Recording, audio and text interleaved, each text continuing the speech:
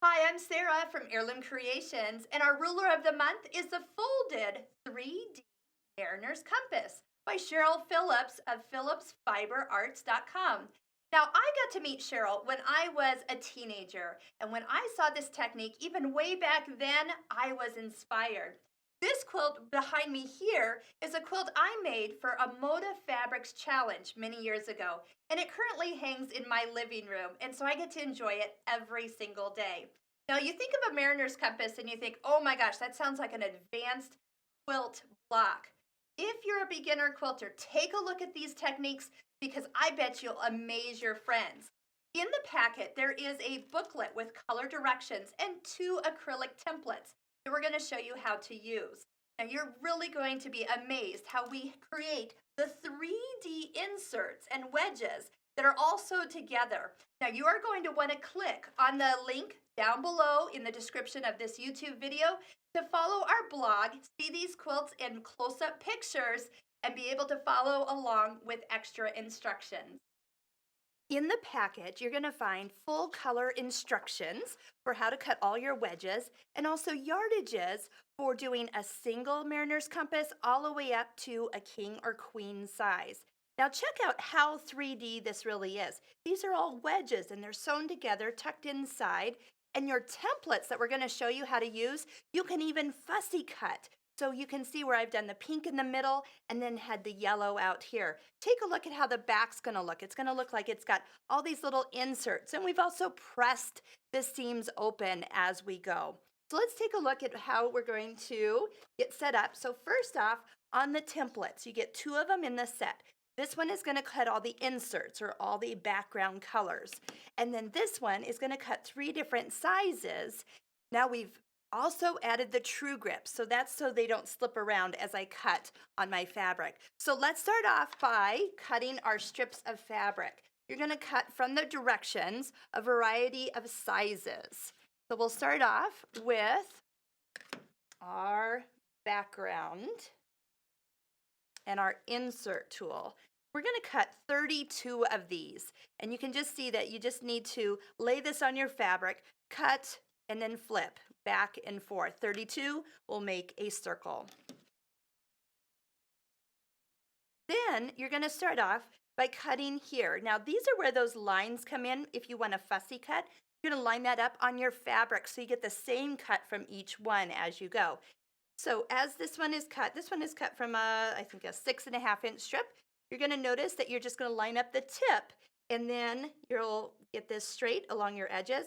You'll go ahead and cut. You're going to notice your wedges are going to be cut very close to these points here. And then I just wiggle back and forth. Cut one, cut two, and keep on going till you need the desired amount.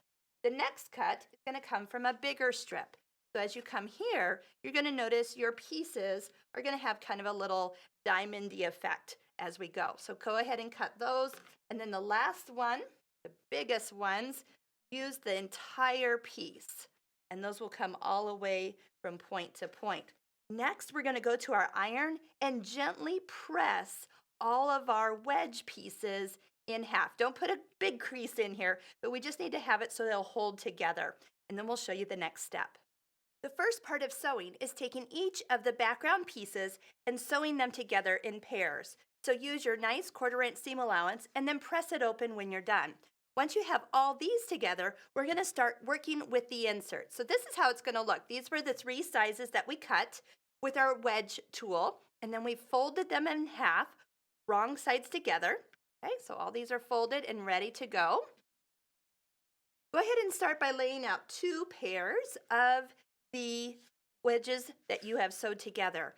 Then, starting from the tip, okay, we're going to insert this point right along here and sew that together.